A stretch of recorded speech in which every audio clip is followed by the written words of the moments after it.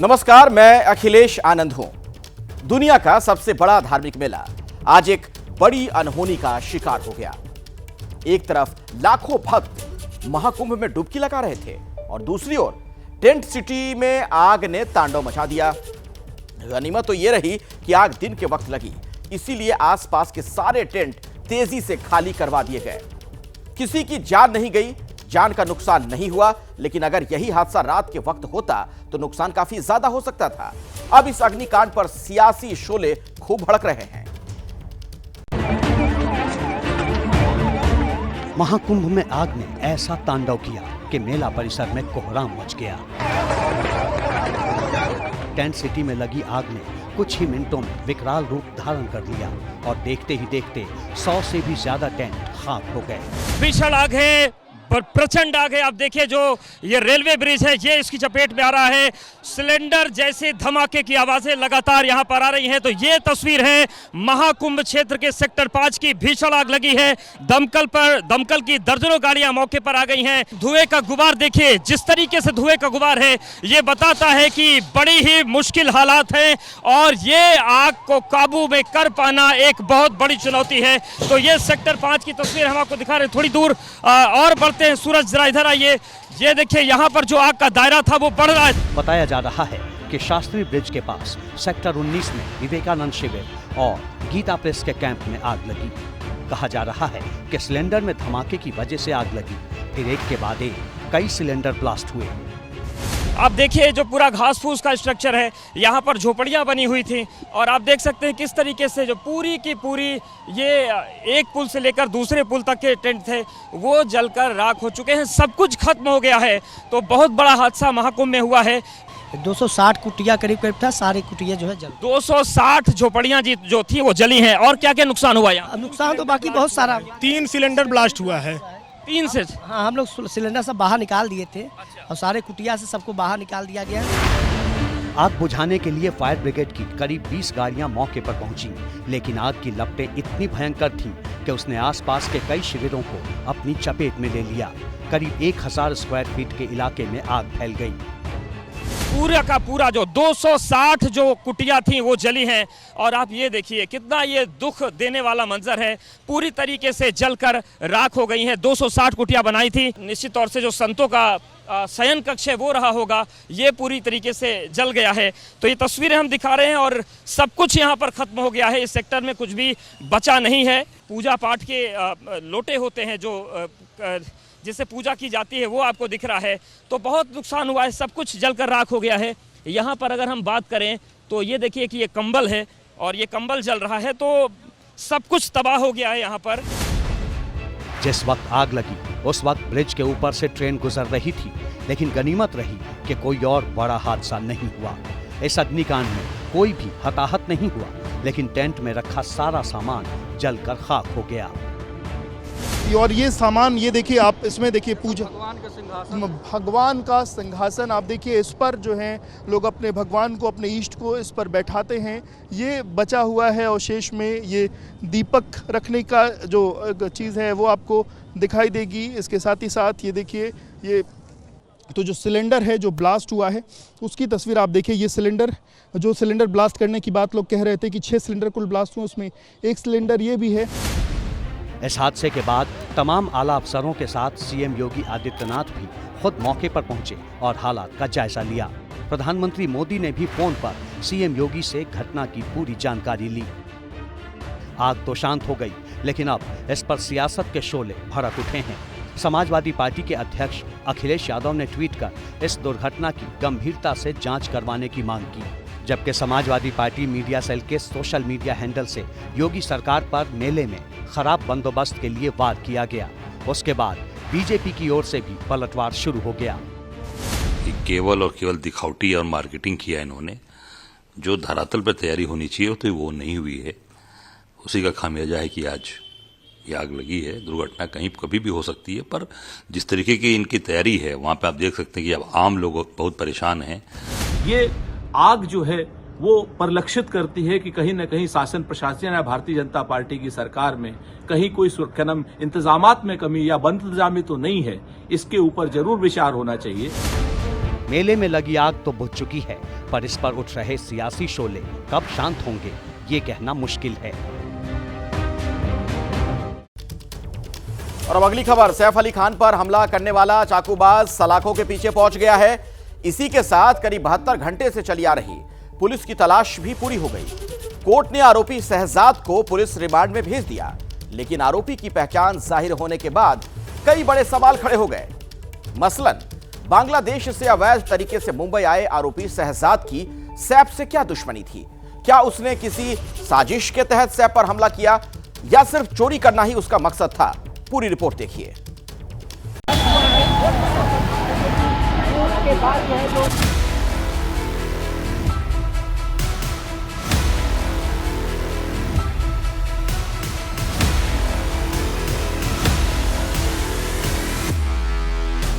Accused है, ये बांग्लादेशी है। सैफ का गुनहगार आधी रात गिरफ्तार। चक्रव्यूह में चाकूबाज, साजिश का पर्दाफाश। सैफ अली खान के ऊपर हमला करने वाले उस आरोपी को इसी जगह से पकड़ा गया। इसी जंगल में ये आरोपी छुपा हुआ था। बांग्लादेश का बहुरूपिया सैफ पर हमला क्यों किया?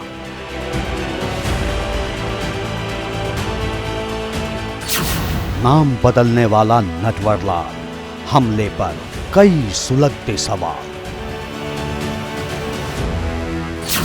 72 घंटे का ऑपरेशन, पुलिस, कैमरा और एक्शन।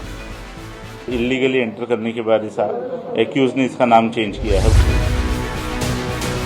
मुंबई पुलिस की 35 से ज्यादा टीम, 100 से ज्यादा अधिकारी और कर्मचारी, करीब 15 से भी ज्यादा शहरों में तलाश और 3 दिन तक चली ताबड़तोड़ कार्रवाई के बाद आखिरकार सैफ पर हमला करने वाले चाकूबाज को दबोच लिया गया। आरोपी की पहचान ने सबको चौंका दिया। आप भी गौर कीजिए। नाम मोहम्मद शरीफुल इस्लाम शहजाद, उम्र 30 साल, पहचान बांग्लादेशी।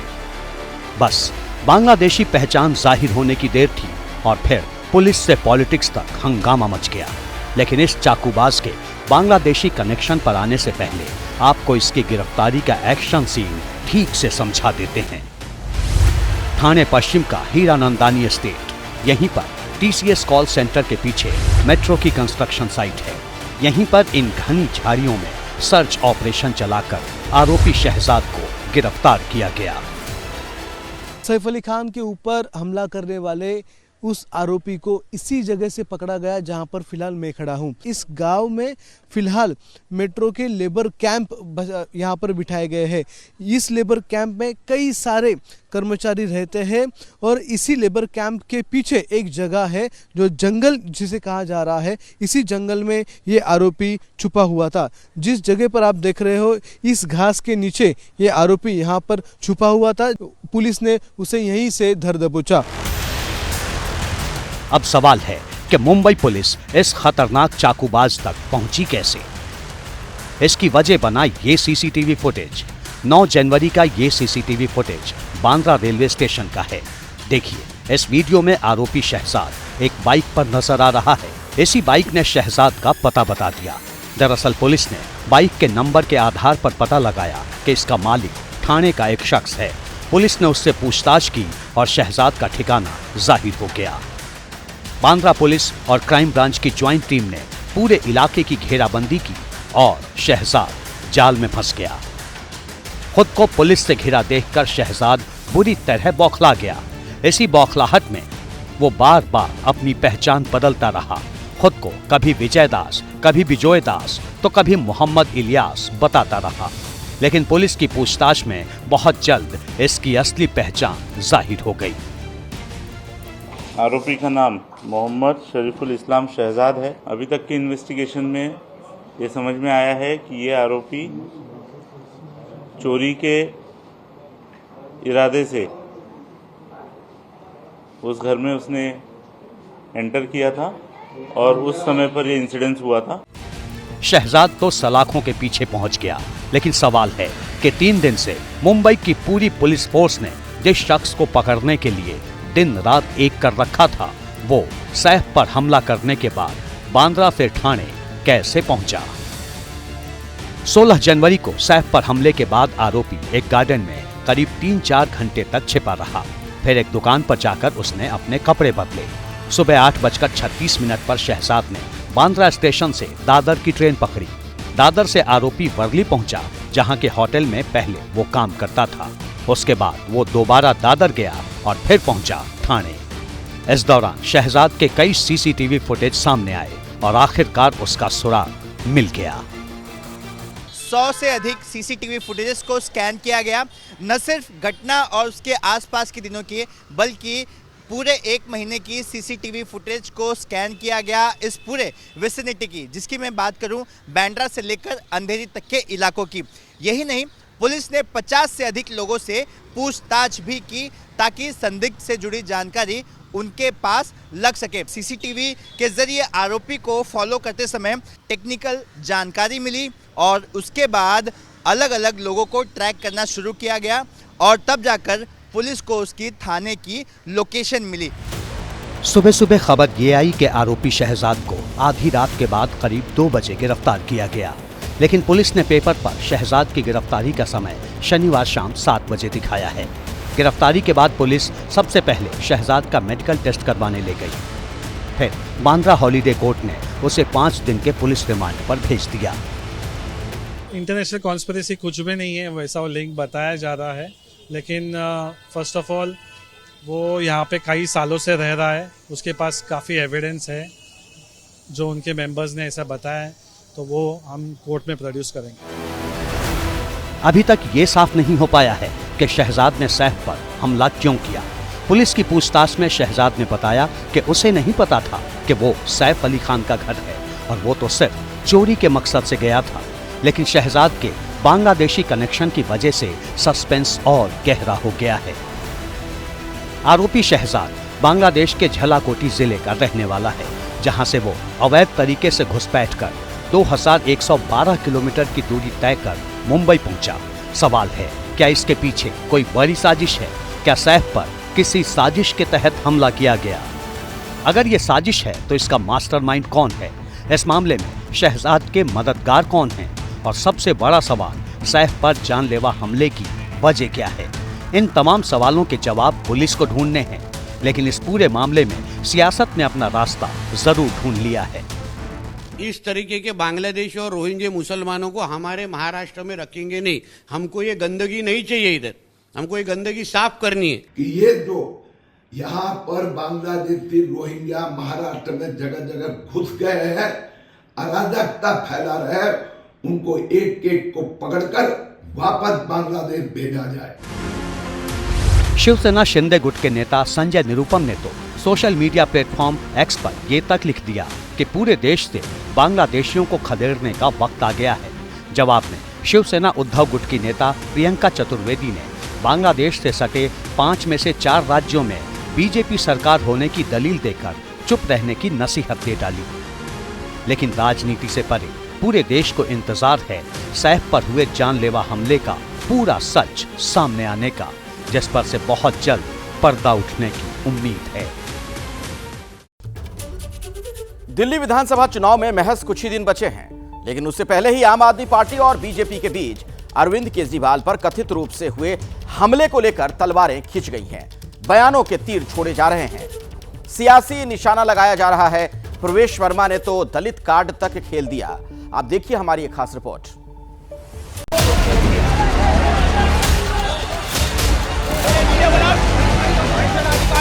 दिल्ली के शहंशाह से जब ये 3 हमारे वाल्मीकि भाइयों ने सवाल करने की कोशिश करी, हिम्मत करी, तो अरविंद केजरीवाल ने अपने गाड़ी के अंदर से इशारा किया, अपने ड्राइवर को इशारा किया कि इनको मार दे। अरविंद केजरीवाल जी की गाड़ी पर हमला हुआ। इतने बड़े पत्थर से उनकी गाड़ी को मारा गया कि अगर वो किसी को लग जाता तो वो जानलेवा हो सकता।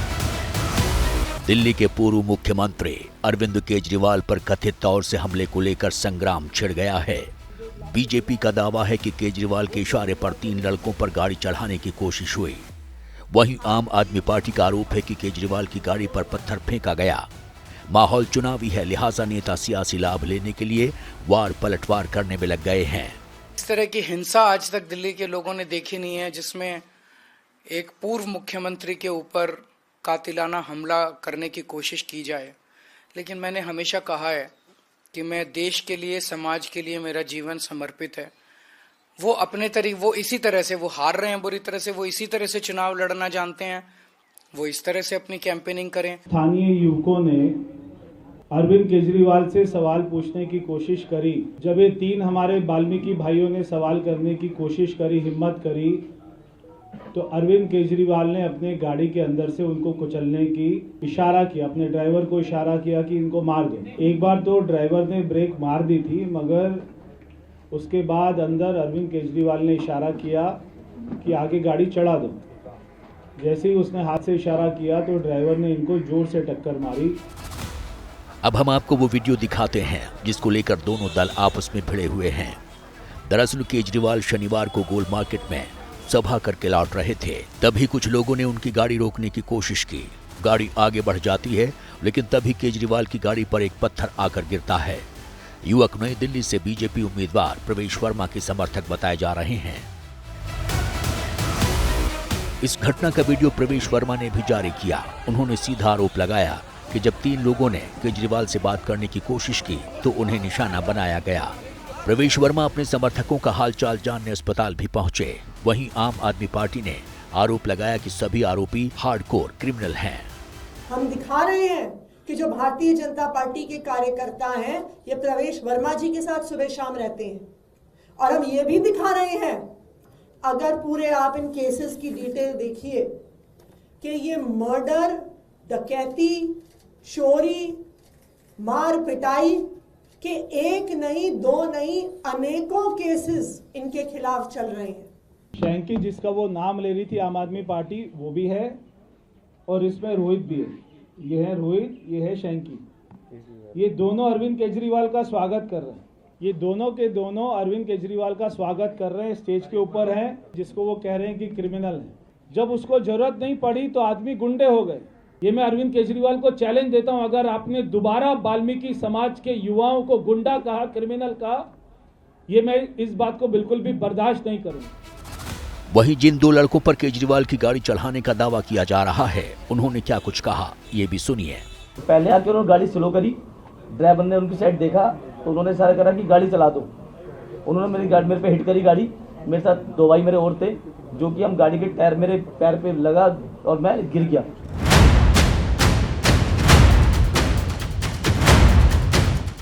चुनाव नजदीक हैं, लिहाजा बयान भी तोल मोल कर दिए जा रहे हैं।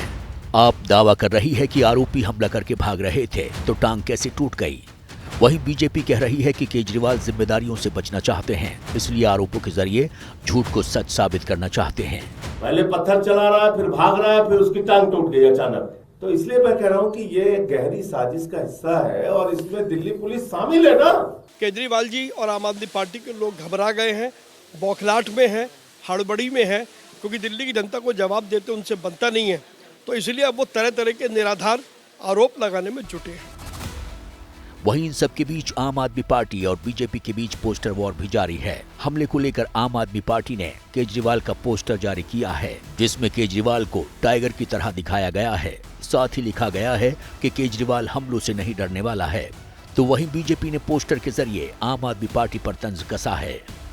भाजपा ने अपने गुंडों से, प्रवेश वर्मा ने अपने गुंडों से अरविंद केजरीवाल जी पर अटैक कराया है। ये अटैक बेहद निंदनीय तो है ही, पर भाजपा अपनी हरकतों पर फिर से उतारू है। अगर अरविंद केजरीवाल 10 साल शासन कर लिए और दिल्ली की जनता उनसे पूछती है कि अरविंद केजरीवाल जी हमें हमारे इस प्रश्न का जवाब दीजिए, तो आक्रमणकारी हो गया, उसको मारोगे? दरअसल दिल्ली की सियासत में बीजेपी और आम आदमी पार्टी दोनों ही एक दूसरे को पटखनी देने में लगे हुए हैं। बीजेपी आम आदमी पार्टी के शासनकाल को लेकर तमाम तरह के घोटालों के आरोप लगा रही है, तो आम आदमी पार्टी कह रही है कि बीजेपी सिर्फ गाली गलौज करके चुनाव जीतना चाहती है। यानी 5 फरवरी से पहले सियासत पोस्टर से शुरू होकर हमले पर आ टिकी है।